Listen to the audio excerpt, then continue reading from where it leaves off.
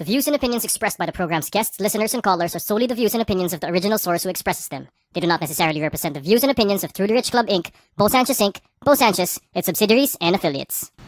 You ask me questions, and I'll answer them. This is the Ask Bo Show. Counting double-digit thousands.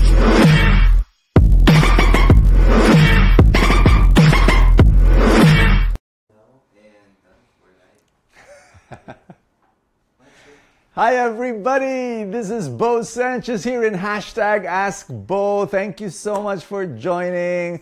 It's such a joy to be able to be with you and share this time. You know, I always see this as a privilege. I mean, you're there and you could have done 1,000 other things. You could just be browsing through Facebook. You could be watching, you know, Netflix, or you could be doing all sorts of crazy stuff. Walking in a mall, but you decided to watch, so it is my honor to be able to join you for, you know, this number of minutes to be able to answer your questions. And if you have any questions, please do tell us, like write down in the comments or call us up, and I'll be happy to be able to serve you and answer your questions. All right, so we're going to get our first, we have a live call right now, right, like this moment. Romeo, are you there? Hi po, good evening. Good evening. How are you, Romeo? I'm just fine. May konting hangin na malakas kasi yung nga po. Yeah, where do you come from, Romeo? From Butuan City po. Butuan. Wow, that's great. How's Butuan now? Maulan po. Maulan. Kasi pa kami nung bagyo kasi. Talaga? Dito rin, kanina, it was raining here in Manila. Yeah. So, are you a family man? Are you... Yes po. May pamilya ka? I have a lovely daughter, 60 years. Ah, that's wonderful. That's so good. How can I help you, Romeo? Actually, Brother po, ganito, para pang, ko lang, pag-isipan ko lang. Kasi yung service natin sa community is, voluntary, di ba?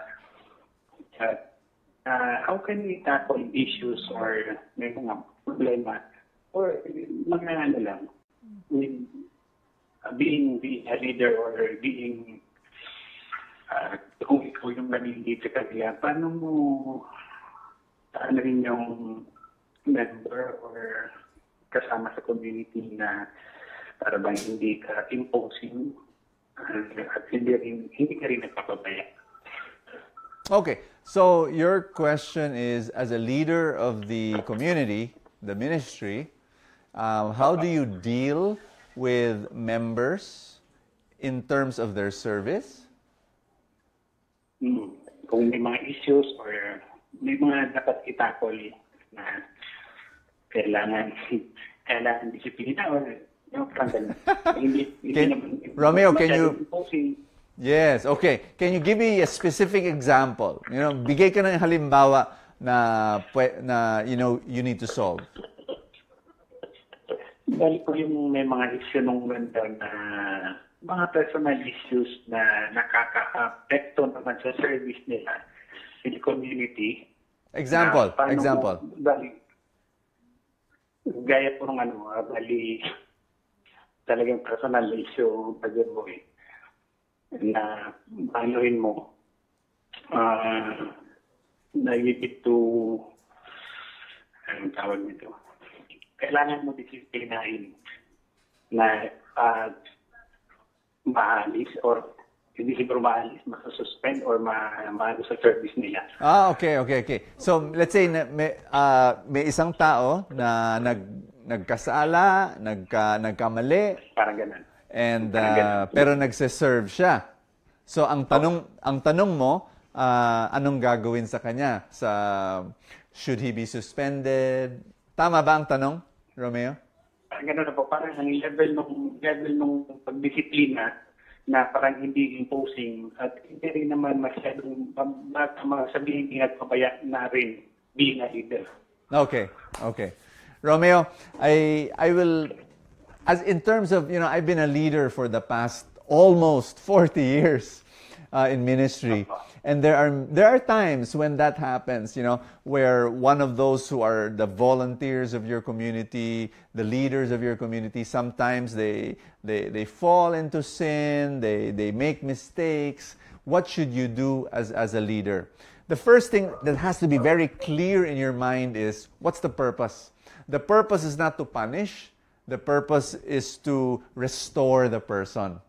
The purpose is to love the person and to serve the person. So what's the best way that you can serve a servant or a leader that has made a mistake and you ask that question, ano yung pinakamagandang pwedeng mangyari sa kanya? What is the best blessing that you can give that person? Many times, especially if the leader, pag ang servant leader na, minsan kailangan niya talaga ng pahinga from the service role, just so that you can, talk more about it, pray about it, let him spend more time with the Lord. So it's not a punishment. Akala ng mga tao, suspension. Uy, hindi ka na pwede mag-serve, nagkasala ka, suspended ka. Ang tingin ng tao, punishment Hindi punishment. It's a time to, bro, pahinga ka muna dyan, mag-usap tayo dito, maybe for the next 2, 3, 4 weeks, 1 month tayong kwentuhan tayo tungkol sa buhay mo. Ba't ka nagkamali? Ba't ka nahulog? Ano ba nangyari? Lalo na kung ang pagkakamali ay medyo malaki. No? Kung mga maliit na pagkakamali, hindi naman kailangan yan. But if it's a serious offense, you want to bring that person into your home. You have dinners together, you talk about it. All this 1 month, dasal lang tayo, retreat tayo sa Panginoon. Pero many leaders make this mistake. Suspended ka. 3 months. Tapos hindi ka kausapin. Hindi ganon. Yung talagang, hindi nga suspension ang tawag You want to say, bro, pahinga ka muna dyan sa service. Come with me. Let's talk regularly and pray together. No? So, the goal is restoration. This is where a lot of leaders make mistakes there. So, importante yan. The second point I want to share with you, Romeo, is that there's a difference between servants, volunteers, versus leaders. Pag nagkamali ang volunteer or servant na bago sa community pa, or, usher, registration, these are just volunteers, and if they make mistakes, minsan kakausapin mo lang yan Bro, anong problema? What happened to you? What happened to you? I care for you, no? So, ganun lang yan. Usually, hindi kailangan magpahinga sa service yan, Everybody makes mistakes, di ba? And wala namang perpekto sa mundo. And so lalo na yung mga hindi masyadong severe mistakes, no? Pero halimbawa leader na siya, tapos nagkamali at seryoso yung pagkakamali. Minsan talaga kailangan magpahinga muna siya, not as a punishment, but to restore the person to the Lord. So I will always advise community leaders, ministry leaders, to remove from their mindset yung punishment. Hindi to punishment. Your goal is restoration. Okay, Romeo? Okay po. Thank you so much. God bless your leadership. I pray that the Lord will use you more in your ministry in Butuan. Amen. Thank you po. Thank you. Thank you, Romeo. God bless you. Amen. God bless you po. Thank you. Thank you so much. Wow. You know what, brothers and sisters, I really feel that a lot of people are leading in communities, in parishes, in prayer groups, and it's a beautiful service. And it's not, leaders are not there to lord it over. That's what Jesus said. But the greatest in the kingdom of God are those who serve.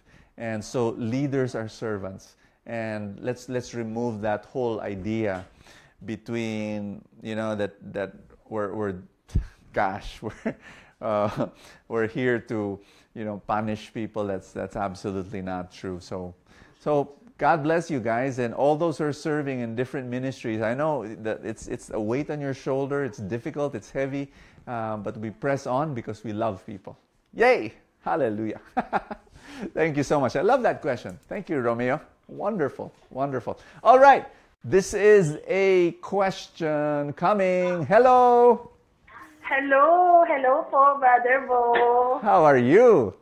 Ay, okay po. It's a pleasure to talk to you po. I'm a regular attendee po sa the feast sa PICC. Wow, fantastic. Ay, Brother Bo, dream ko pong makapagpa-picture sa inyo. If you attend the feast in PICC, Yes. after the session, just approach there, go to the stage, and I'll be happy to have a picture with you. Kaya ako eh. But do you work? Do you or you stay at home? What do you do? I have a question, Brother Bo. Yes. Okay. Ito po nababothered po ako for how many months na po. Yes. Kasi tatlo po kasi yung anak ko. Oh. Yung panganay po is 20. Yes. And then the next one is 17 and the younger is 15. Oh. Apo. Ito po si 18 and si 15. Hindi po talaga sila magkasundo, Brother Boy. Nag-aaway? Nag-aaway po sila. As in away, Nay. As in away po talaga. Hindi po sila nag-uusap for how many, hindi ko na po alam kung ilang months, Brother Bo. Yes. Pilit ko po silang inaayos. One time po, inilabas ko sila. Oo. Pinag-aayos ko po. Hala, nagalit po yung si 18 years old. Yes. Tapos I understand. Opo, hindi ko po alam kung paano gagawin. Actually, yung husband ko po nasa abroad. So, nag-usap po kaming mag-asawa. Ang sabi po niya, give them space. Hayaan ko na lang daw muna. Yes. Kanya lang po, Brother Bo, hindi po talaga ako sanay nung ang mga anak ko hindi nag-uusap. Oo. So, has this... Kapag nagtitis po kami, Brother Bo, kasama ko po sila. That's Hindi good. lang po sila nag-uusap talaga. And then, the other night po, we have Kumpisa lang Bayan. Kasama Yes. ko po sila. Banding po kasi namin mag-iina yun. Every year po yun. That's Every good. Advent. That's good. Opo. Kanya lang po, Brother Bo. Paano po sila pagkakasundo? Nag-aaway po kasi sila. At hindi na po sila away nung nagsasakitan. Kanya lang po, hindi sila nag-uusap eh. Yes. Ano po kaya dapat kong gawin doon? I mean, I understand what you feel as a mother. You want your children to be happy, to be talking to each other, to be laughing together. Yes, opo. Oo. Kasi po, Brother Bo, for 15 years kami lang pong mag-iina. Wow. Amazing. Amazing. Ako na po ang sa kanila, nagpalaki. Yes, yes. Nag-abroad po yung husband ko. My younger is 6 months. Oh. Halos Wow. kapapanganak ko pa lang. Oh, God bless you. I Opo. admire Sobrang, you. kaya po ngayon, Brother Bo, sobrang hirap po sa akin ito. Yes, I understand. I totally understand. You know what? I'm gonna, before this situation, that how were they talking to each other? Were they friendly to each other before these fights? Before po, magkasundo sila. Actually, magkakasundo naman po sila. Ang pinag-awayan lang po nila, it's really nonsense, Brother Bo. Yes. Bigas. Ano? Bigas lang po. Bigas. Kung sino Bigas. magkasain. Pagkain. Okay. Okay.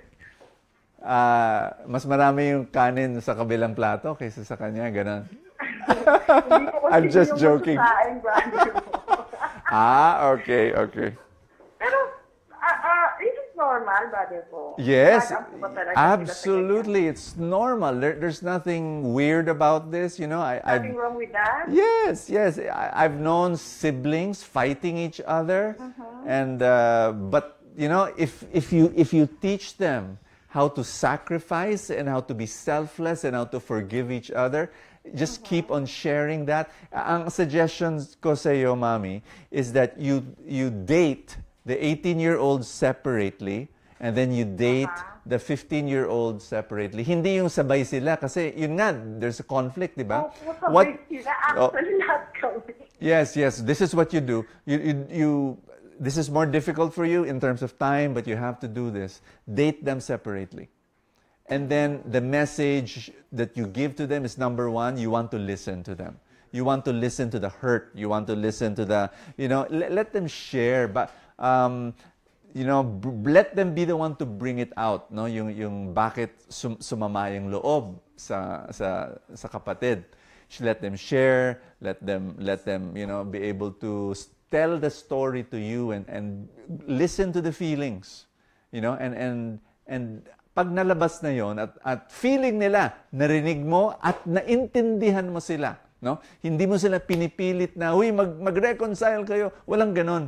You don't do that because when you do that, the other person is saying, ba't mo pa ako pinipilit? Hindi mo pa ako naiintindihan. Hindi mo pa ako pinapakinggan. You have to go to that emotion level. If that person, if your child does not feel that you understand him, or ano ba to, her or he? It's her and he. Okay. Boy and girl. Okay. So what you do is this, you have to reach that level na napakinggan mo, naintindihan mo. It might take 30 minutes, it might take 3 hours. You don't know. You just have to listen. Yung ganun lang ang sagot mo. Pag nagkikwento, tapos magtanong-tanong ka, so anong naramdaman mo nung ganun? So pag ginagawa ito ng kapatid mo, nasasaktan ka dahil, so yun, ganun ka lang, no? Pag feeling mo, na feeling niya, naintindihan na siya, that person, your child understands, then you guide this person to the right decision. But hopefully, ang anak mo ang mismong magkaka-discover ng truth. Alam mo, ang mga teenagers, nanay, Mahirap po talaga. yes, mahirap. Yung age po nila ngayon, medyo hirap na po ako, kaya nga po nagpupunta na ako kay husband na sabi ko, meron po silang, they want to tell something na nakakaintindi lang yung tatay nila. That's right. Which is very important, the role of the father. Even if he's out of the country, very important yung communication nila. Hindi po nawawala. That's very good. The other thing I'm going to share with you is that when you deal with teenagers, lectures are not anymore effective. Pag medyo maliit pa sila, pwede yun no? Opo. Pero pag teenagers now, lectures are totally, absolutely, in fact, you create more animosity, you create annoyance, irritation. So you only, if you're raising teenagers, what you do is you use 2 very important tools. Okay? First is questions, and second are stories. So questions, you have to ask, you have to probe, let the emotions come out, be able to let the child understand that you understand. Pag nag-gets mo yun, no? Nag-gets niya na naiintindihan ako ni Mami sa nararamdaman ko, pag feel niya na yun, then what you do is you keep on probing and asking questions para the child discovers the very thing that you want to tell him in the first place.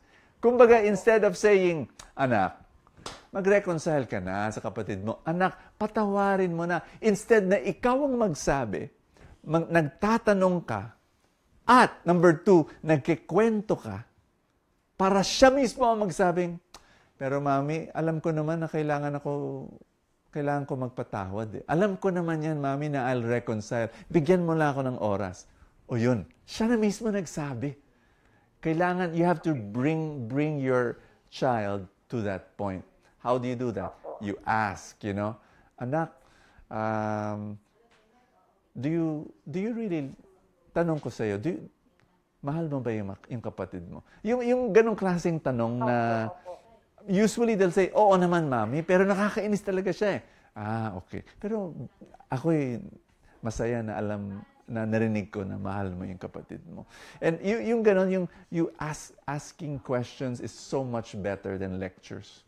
Number 2 are stories, you know, to be able to tell stories either from your life or from someone that you know na may konting relation sa situation na to. For example, you can say something like, alam mo, nung bata ako, I used to fight with my sister. Dati ganyan din ako sa mga kapatid ko. Oo, ganon. And then, pero ngayon, tingnan mo naman kami, talagang, nung tumanda kami, talagang masayang-masaya kami when we're together. So, yung mga little stories like that are very, very good. And then, but lead them to the values that you want them to live by. Lead them. Ibig sabihin, through stories and questions, move them towards selflessness, sacrifice, and forgiveness, which is the fulfillment of life. No? That's where all joy comes from, when you're able to be selfless, when you're able to sacrifice. All right? Okay, thank you po, Brother Mo. God bless you. I'll see you in Feast, PICC, or Feast Bay Area. Thank you po, Brother Mo. Greet me, Greet me. Okay po. That's All a right. promise. Okay, Brother Mo. Thank you po. God bless you. God bless you. Amen. That's wonderful. Thank you so much. Thank you for, you know what? It's really a big problem if you're a parent and your children are not able to reconcile. They don't know how to disagree with each other. They nurse their conflict. I am just so blessed that I've got 2 boys that love hanging out together. They love talking. They still, you know, I have a 17-year-old and a 12-year-old, and they still stay in one room. I know that that can be a challenge sometimes for the 18-year-old, 17-year-old, but my eldest son, he loves his youngest brother, and of course the younger brother looks up to his older brother. So sometimes I would hear them, you know, sa gabi when they're already in bed. I hear them just talk and talk and talk together, even with a 5-year difference. So I'm blessed by my wife and I are so blessed because of that. It is a blessing, really, when siblings are able to, you know, just able to show their love for one another. But you need to show that. You need to. What I do is when I'm alone, because I always have separate dates with them. So when I'm with Bene or I'm with Francis, sometimes I remind them, you know, be expressive in the way you serve your brother, and show love. What I do is I do that as an example. So every day I serve my wife, you know. I find different ways to serve my wife. So I'm leading by example. I'm showing it, and my kids, you know, they grew up seeing that in me, and that's at the end of the day, you don't teach values, you know. Values are not taught, they're caught. And I will encourage parents just to lead by example. God bless you. All right, we have another live call. Bernard. Hi, Bernard. Hello. Good evening, Brother Bo. How are you? I'm okay, but not okay. You're okay, but not okay. All right. Where do you come from? I beg your pardon, Brother. Where do you come from? I'm from Zamboanga City, Brother Bo. Zamboanga. But I'm here now. Yes. I'm here at Manila because of my apprenticeship as a seafarer. Seafarer. All right. Wonderful. Okay. I just want to ask Brother Bo because I chatted you, Brother Bo, last days, and my question is, Brother Bo, yes. I fell in love with a woman, but we are not in relationship now. But I'm on still the process of knowing her and also knowing me, no, sa kanya, sa part niya. But in terms na ganito kasi, basta sa love, basta first time ko ding na ma-fall talaga sa love. So I've been committed to her. So since nung nagkaalala kami, I chatted her a lot of time every day. I call her. But nung previous days, hindi na siya nagpaparamdam. Okay. Yeah. So, anong kailangan yung gawin, Brother Bo? So, should I go keep on that or give her space? Yeah. Bernard, so you like this girl and you're courting her. Tama? I'm still on knowing her because when I court her, so that's the point na we will go for commitment talaga for relationship. Sinabihan ko naman siya and siguro kailangan pa ng couple of months para mas maintindihan namin yung sarili namin. But yun lang nangyayari ngayon, Brother Ro, is wala na siyang paramdam eh. Yeah, but Bernard, you like her, right? Yeah. And if you like her, pursue her. So, pursuit, when I say pursuit, ligaw, di ba? And there are times, Bernard, na of course the woman is thinking, ito ba talaga, siya ba talaga? I don't know, is he the right person or not? No? So, ang pagliligaw, Bernard, is being patient, giving her space, but after a while, you're there again and pursuing her again, no? So, okay lang yung space, yung sinabi mo kanina na, but giving her space is also giving her, is respecting her basically, no? And hindi mo pinipilit ang sarili mo pag hindi pa siya handa, di ba? So, pero hindi naman ako masyadong harsh, di ba? Oh, that's good. Kasi, that's good. Kasi minsan kasi parang nag-feel ko sa sarili ko na sinasakal ko siya. Oh yeah, don't do that. She is not responding anymore to my texts and calls. Okay, then stop. So nagsiself-pity ako. Okay. Bernard, ito, importante to, ha? You need to be happy as you are before any kind of relationship. Kasi if your happiness depends on a girl saying yes to you, even if she does say yes to you and kayo ang magkatuluyan, it's going to be a terrible relationship. It will be a horrible relationship. You have to be happy as you are. Maganda yung sinabi mo kanina, you want to know her, but you also want to know yourself. Tama? You said that? Yeah. Oh, okay, Bernard. Importante to, ha? You need to find yourself and be happy as you are. You cannot pursue a girl as your happiness. Hindi. You need to be happy already now without anyone, without a girl, without any relationship, without a girlfriend. Wala. Ikaw mismo, happy ka na sa buhay mo. Yes.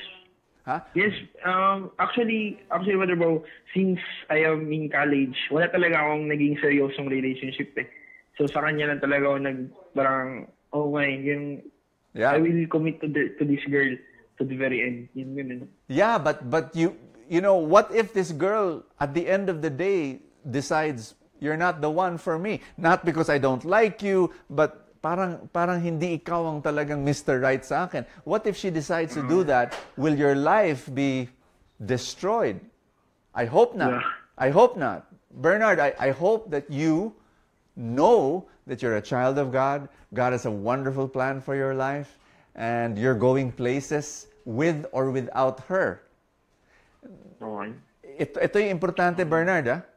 Kailangan ikaw mismo, without this girl, is very, very, very happy with his life. And you're going towards your goal and your mission and your vision and you're reaching for your dreams. Kung sumagot siya ng oo at the end of the day, bonus na lang yon. Bonus na lang sa buhay. Pero kung hindi siya, if she does not say yes to you, you're very complete as a person. Kailangan ganun. I'm going to ask you this question, Bernard. What if this girl ultimately says, friends na lang tayo? Okay? Will you still be very, very successful in life? Tanong ko lang yan sa'yo, Bernard. Ano ba yung, hindi ko na masyadong Ulitin ko. This girl says, friends lang tayo. Oh, wala kang, sinabi niya na. Wala kang pag-asa sa akin. Basta friends lang tayo. Question ko sa'yo, Bernard.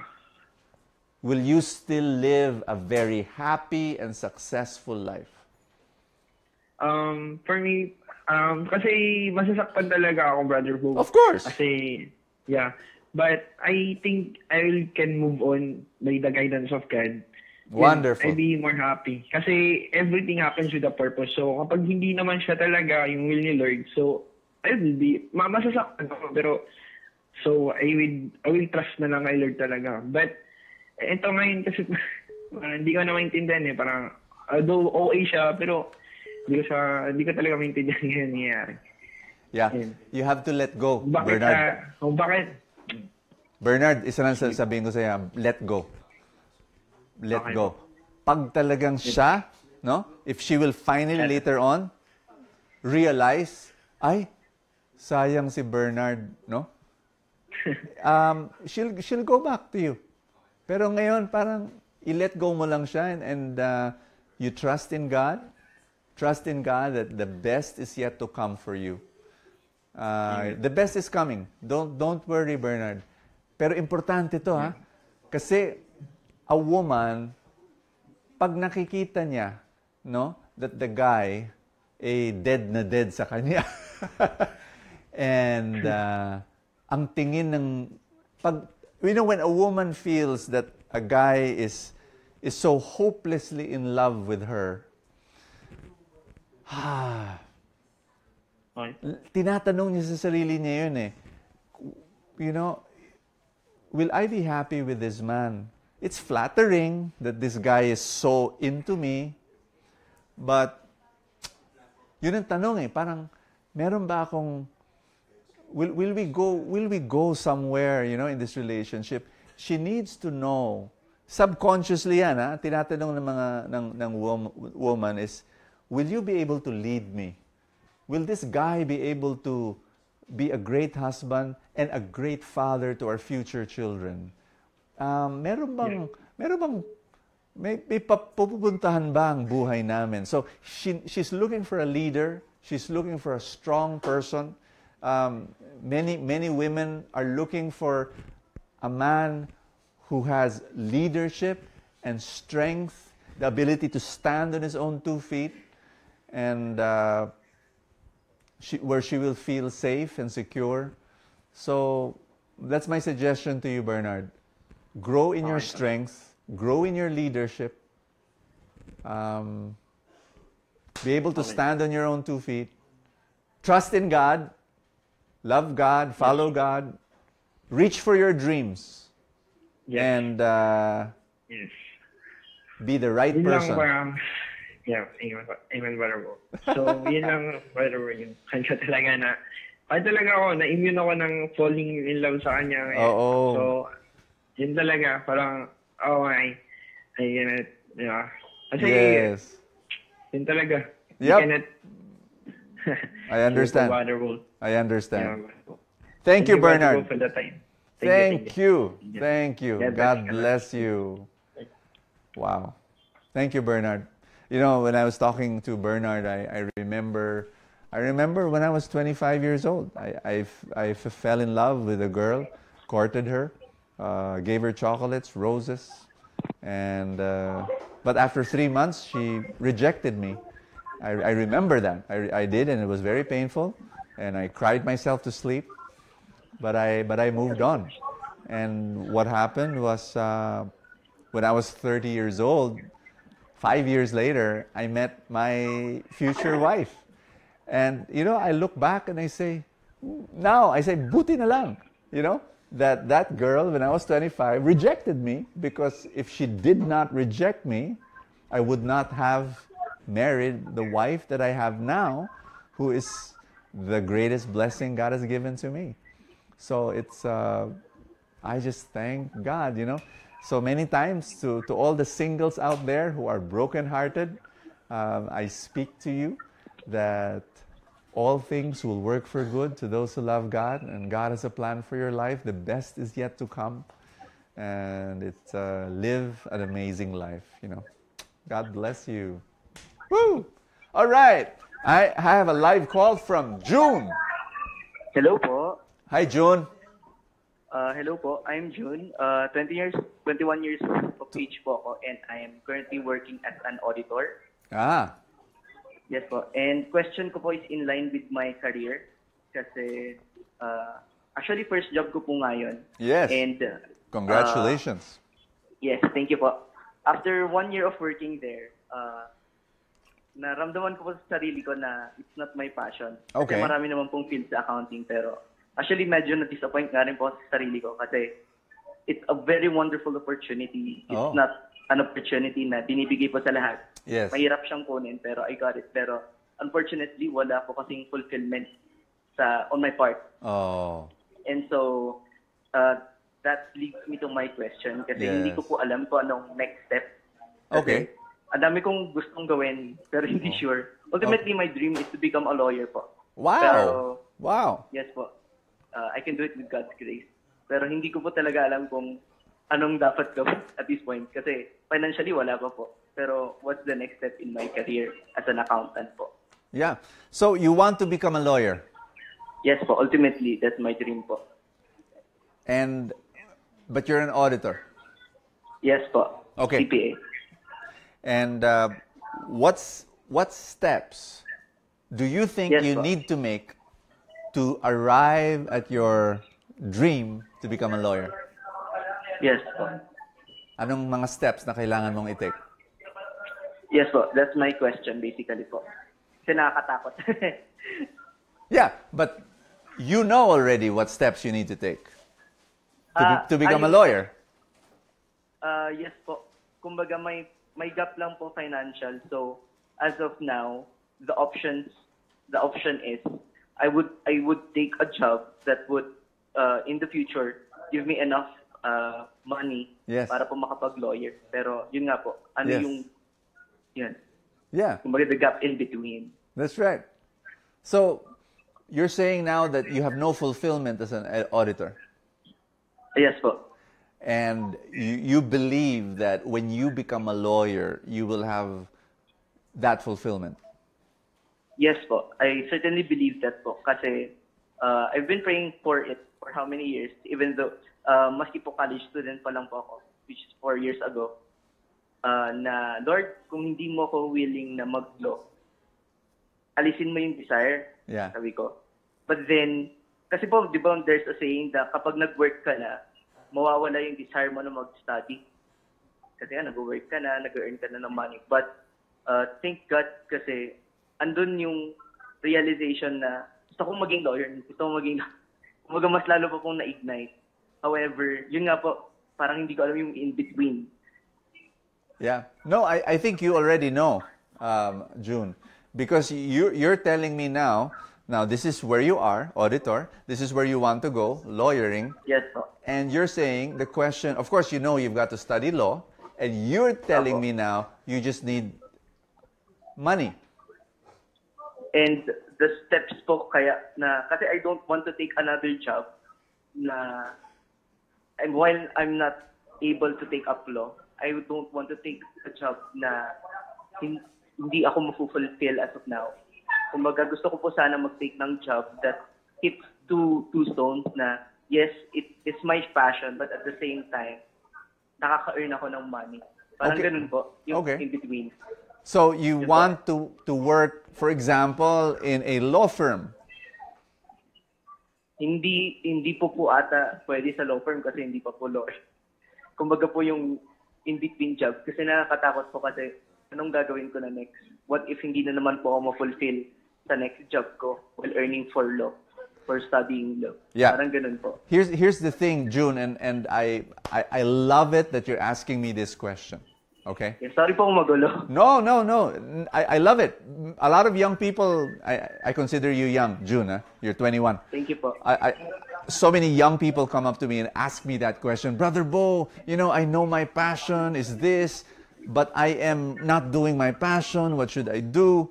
And I always tell them, once upon a time, I had to do a lot of stuff in my life that was not my passion.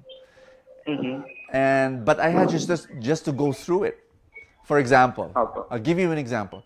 Administration. Administration is not my passion. Communication is, preaching is, facing people and speaking to them, or writing. That's my passion.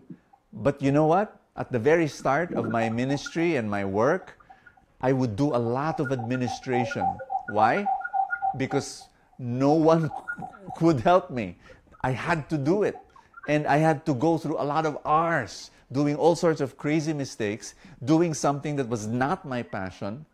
But at the end of the day, as God grew my team, as the years went by, more and more volunteers came. And then we have the money now to hire people to become administrators. So now, about 80 to 90% of my work is all about communication, my passion. Pero dati, hindi ganon. Dati talagang kung maski anong dapat gawin, basta dapat gawin, gagawin ko, even if it's not my passion. So you're 21, June, and I will tell you now that you will have to do whatever it takes to become a lawyer. Even if you will do something that's not your passion. So if it's being an auditor for a year, another year, 2 more years, but if it will make you one day earn money enough to pay for law school, then go do it. In other words, magtiis ka. Because here's my question, June. You really want to become a lawyer? Yes, po. And my question is this: how much are you willing to sacrifice to become a lawyer? If I'm going to ask you this question, will you sacrifice 2 years of doing what you do not like because you know just by doing what you do not like, which is accounting and auditing, you'll have the resources to be able to pay for law school, to finally be able to do what you really, really like to do. Now, is there a way, kasi yun ang tanong mo sa akin, June, may way ba na hitting 2 birds with 1 stone, yung gagawin ko na yung gusto ko, na you know, June, I wish the answer is yes. And maybe there's a way of doing it. But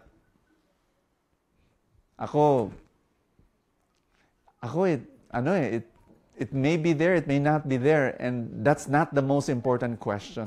The most important question is this: how can you go from point A to point B? Point B is lawyering, point A is where you are now. Kung walang two birds with 1 stone yung sinasabi mo, okay lang. No. Alam mo, wag ka magmadali. Do not be in a hurry. Have the patience, the sacrifice. One day you'll become a lawyer. And thank you po. Sacrifice now. Yes. If you can become an accountant in a law firm, then go ahead and do that. But if only pwede po. Meron naman pwede naman yun May kaibigan kang lawyer dyan na nasa law firm, no?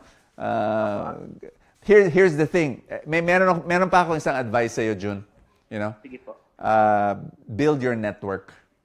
I always advise this to everyone. Ibig sabihin, you know, go to events, find ways to get to know as many lawyers as you can, and be their friend, and let them teach you. That is gold. Yung network na yan. Believe me. No? Prepare yourself already to be a lawyer by building that network. And who knows, some of them will teach you, train you, some of them will connect you to the right law firm. You might be able to get a job somewhere. You know, you might be an assistant of a lawyer even if you're still a law student. You know, you're still a law student pero may kilala ka ng lawyer who will say, "Oh, sige, do this for me, do that for me, I'll hire you." I mean, all sorts of wonderful things can happen through that network. Yes po. God bless you. Actually, yun na-realize ko po ngayon sa pag-uusap po natin is maybe that's why I'm confused right now because I don't see myself in my current job how it will take me to point B. Yep. Kasi financially rin ho, hindi po siya reliable actually. Okay. Mag-tinake ko lang po siya as an experience. Pero thank you po kasi na-realize ko po na, I must be willing to sacrifice. Yep. And yun nga, the word of the day is mag-is. And thank you very much po sa advice. Really, we have a long way to go, pero thank you po, and Merry Christmas po, Brother Bo. Hey, be patient, and I know with the way you talk and the way you ask, you will succeed. You will achieve your dreams. Thank you po. Thank you, June. God bless you. Thank you po. God bless po. God bless you. Ah, that's amazing. I love it. And, you know, can I speak to everyone who is not earning enough money in their jobs? Can I speak to you? You might be a secretary, you might be a nurse, you might be a teacher, you might be a clerk, you might be a supervisor, you might even be a manager. And you look at your salary and you say, kulang. It's not enough to reach my dreams. Here's my answer to you. Are you ready? 3 words. Multiple income streams. 3 words. Yun ang advice ko. Stay in your job, you know, but look for another income stream. Sell online. Take a part-time job. You know, be a virtual assistant. You know, just open your mind, open your horizon. I'm talking not to June, I'm talking to everyone. I'm talking to everyone who's looking at their salary and say, kulang. 3 words, multiple income streams. Find a way to augment it.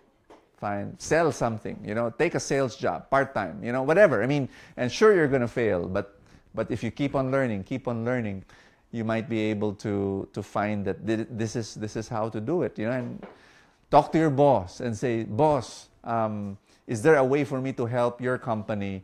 Maybe there's a you know, I can produce this product, or I can sell your product or something, so that there's going to be a variable income. I have a fixed income. Thank you so much, boss. Thank you. You're giving me a fixed salary, but is there a way which I can earn something variable based on my performance? You know, there's so many ways, and I hope you open yourself to that. All right. Yep. Anna from Manila, here is her question. Brother Bo, I have a question in terms of dating 101. First, how should the spending of bills be for dates be like? Oo nga naman. Should it be the guy who should spend or the girl? Second, in Manila setting with all the traffic and situation, should the man still fetch the lady at home during dates? Or should they meet at a central point? Just curious. Big thanks. Yay! All right. Great question, Anna. And, you know, I'm very old-fashioned, and I don't know if my answer is relevant today, but I will be basing it on principles, okay? Because if it comes to, like, the outward practice, I would still want the man to be paying for the bill when he is courting a girl and when he is having dates with a girl. I would still want the man to say, I'm going to take responsibility for this date. I'm gonna plan. I'm going to be the one to, you know, I really don't like it. And I think women don't like it if the guy says, oh, labas tayo. And the girl says, oh, sige. And the guy asks, saan mo gusto pumunta? Where do you want to eat? And the girl says, ikaw, maski saan. And the guy says, no, ikaw, maski saan. And it's crazy. You know what the woman will be very impressed if the guy says,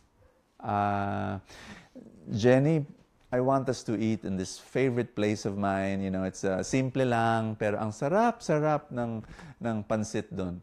And, you know, and then after that, punta tayo dun sa may ice cream dun sa katabi. Meron silang unique flavor. You know, it's so nice for the girl to say, wow, may plano.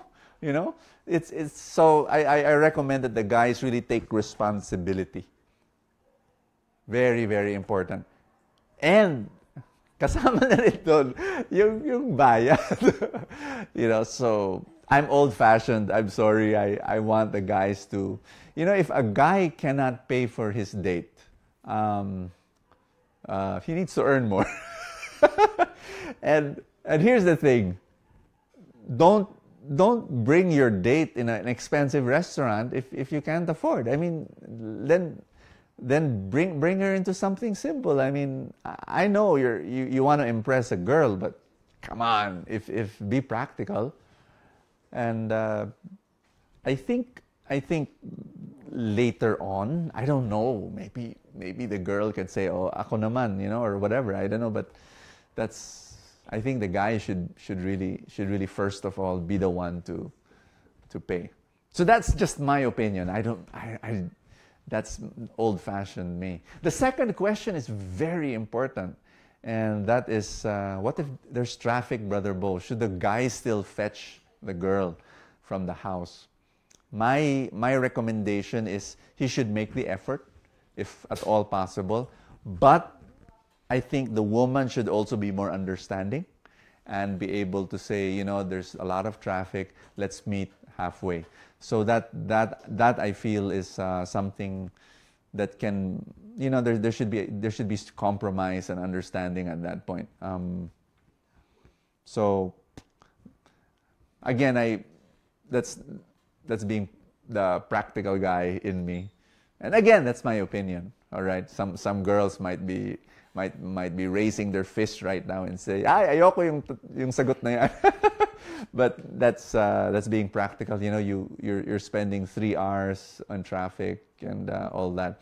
I think there are times when the guy should do that, just to be able to, you know, during very special moments where he wants to really express his love and all that. But if there's the regular dates already, then maybe something more practical has to be done, like meeting halfway. Okay. God bless you guys. Thank you, Anna, for that question. All right. I think we're going to have our last question, and this is from Anonymous. Yan. Lagi nagtatanong to. Anonymous. I'm in a 3-year relationship with my first boyfriend. I'm in corporate, while he's a doctor in his first year of residency. We found out we were having a baby last May. All is well, and we love each other and have a long-term plans ever since. But his family suggests we don't get married yet, and instead, they want us to live together first, to see how things go, save for a wedding, and live independently. I'm a bit uneasy with the live-in setup, but I really do want us to raise our son together. Hope you could please enlighten me. Anonymous, I have another alternative for you, and I want you to think about it and pray about it with the father of your child, your boyfriend/fiancé. I agree, don't get married before the baby comes out. But how about this? You give birth to your child, don't live in. Still, you know, be in a relationship as boyfriend and girlfriend, as engaged couple. Love the child, raise the child, but live separately. And at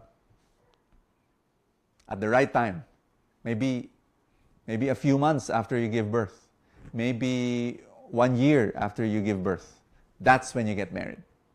And don't wait for your fiance to finish, you know, his whole training as a doctor. I mean, you don't have to do that, but that's my recommendation. My recommendation is just to give birth, and why do I recommend that you don't live in? Well, number one, I'm a great believer in the virtue of just waiting and being patient and waiting for the commitment of marriage to come in at the very end. I hope that's soon, Miss Anonymous. I hope that's very, very soon. Like if possible, after a few months after you give birth. If not, okay, wait maybe for a year. I don't know, but that's my recommendation. God bless you. It's been a great time here in #AskBo, and I hope you were blessed. I hope we were able to help you in some way. And do share this video to your friends who need to hear some of these answers. And I'm going to see you next week, okay, for #AskBo every Thursday, 6 p.m. And later on at 8 in the evening, tonight, I have our show, Success Live. And you're going to watch it, and you will be inspired. I'm going to be interviewing a married couple, a young married couple, who started a very small business. It's pastries, but man, it has grown so wonderfully. This young couple is also serving God in so many beautiful ways, and you will be impacted by their story. So go to www.trulyrichclub.com/successlive. You will hear their story, and it is so beautiful. And thank you so much. See you later on at 8 p.m. for Success Live. See you next week for #AskBo. God bless you.